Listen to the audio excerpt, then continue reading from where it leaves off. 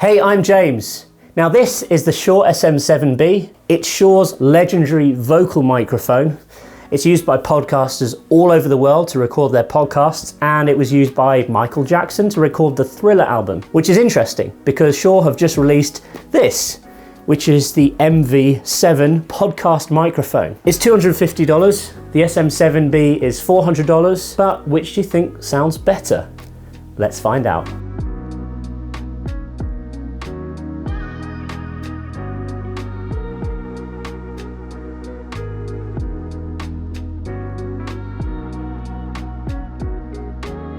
All right, so let's have a look in the box. Firstly, we see welcome to better sound. I'm already getting excited. Let's pull this bad boy out, as they say. This is the shittest unboxing ever because I'm not very good at unboxing things. Right, boom. Don't care about that, don't care about that. I care about this. So let's have a look. There we go, very nice.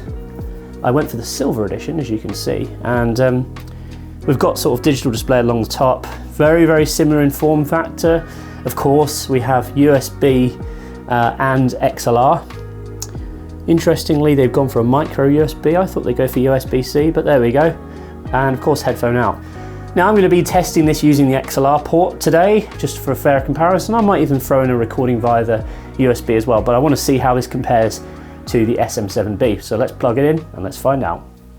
Cool, okay, so I've got both of these microphones now connected up to my computer via the Universal Audio Apollo Twin interface, which is great because it has a sufficient amount of gain to power the SM7B, which is notoriously gain hungry. I've actually got the gain up to around 60 dB on the SM7B, and I've got the gain to about 55 on this new MV7. I wanted to really see, like as you can hear here right now, like one of the main things about these microphones, which is great for podcasters, is the off-axis rejection. So if I'm over here, you can't really hear me very well. But as soon as I'm close up and in front of these microphones, it's picking me up great.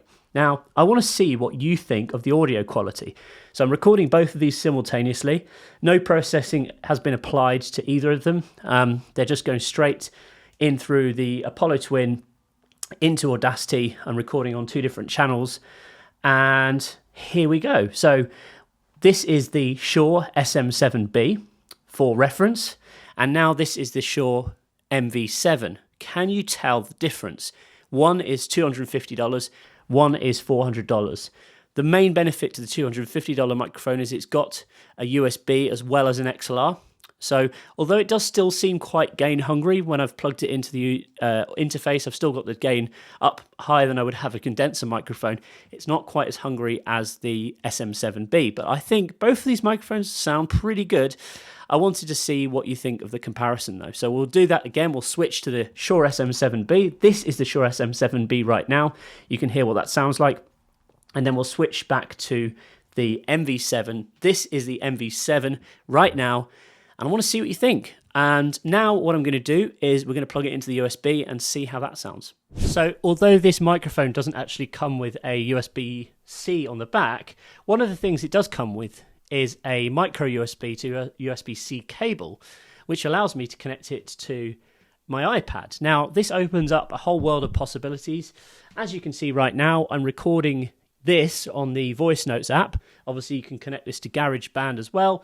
But basically, this is a portable studio on the go I have right here, which fits in, my bag and gives me really good sort of studio quality recordings. But I thought I'd just show you the versatility of this mic. Now what I want to do is just connect it to the computer and get a recording on Audacity so you can compare it to the XLR connection. And of course, you be the judge. I want to know what you think of this audio quality versus the SM7B. Please let us know in the comments below. Okay, just finally then, I've switched from my iPad to my iMac, and I've got Audacity recording directly from the USB interface, which is built into the MV7. Here we go. This is what it sounds like. I'm sure you'll agree. They all pretty much sound very, very similar. But I want to know in the comments below what you think of the difference between the classic SM7B that's been around for years and it's a workhorse in lots of podcasting studios, including our own, and this new sort of all-encompassing MV7. It's got XLR, it's got USB, And of course, you can put your headphones into it. You can even connect it to your iPad. I think it's a pretty nifty bit of kit, but I want to know what you think about the sound quality. Put it in the comments. If you found this video useful, please subscribe to my channel, as I'm constantly pushing out great quality content all about podcasting, radio, broadcasting, streaming, and all that cool stuff. And if you found this video useful, please remember to give it a thumbs up. Look forward to speaking to you soon. Take it easy. Hey, wait, before you go, perhaps you're looking to start a podcast for your business. And did you know that most businesses make the same exact mistakes?